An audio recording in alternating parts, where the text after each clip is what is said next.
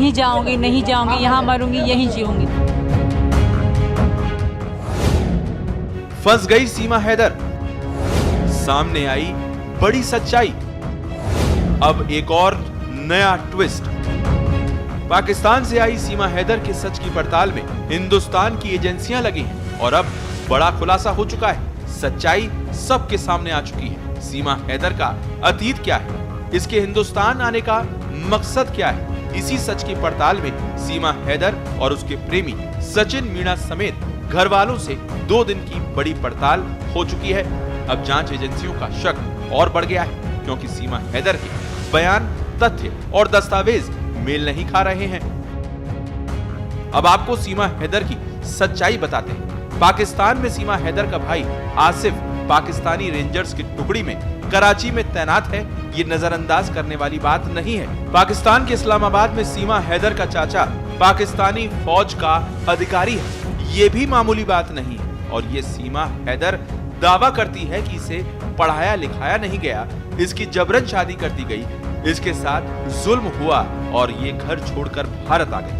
भारत आने के बाद सीमा हैदर अब खुद की पहचान सीमा सचिन मीणा के तौर पर बताती है। इससे पहले इसका नाम सीमा हैदर था और उससे पहले सीमा रजा। पाकिस्तान में सीमा की अब तक की पहचान बस इतनी सी है। इससे पीछे की तारीख के पन्ने पलटें तो सीमा हैदर के एक सच का पर्दाफाश होता है।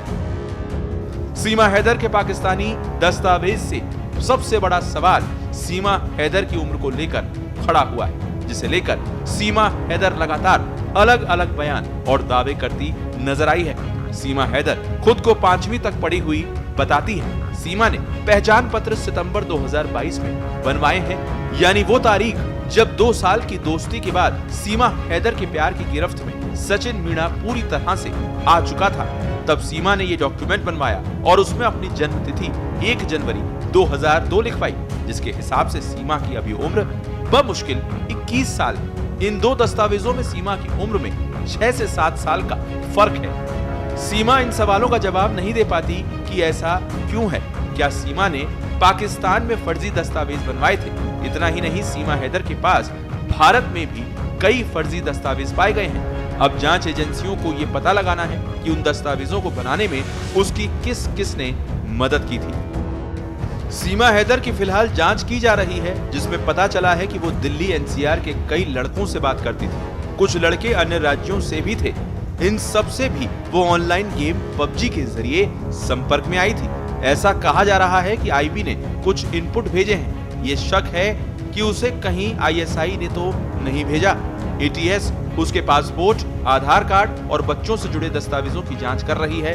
सीमा के टूटे हुए फोन से रिकवर डाटा की भी जांच हो रही है।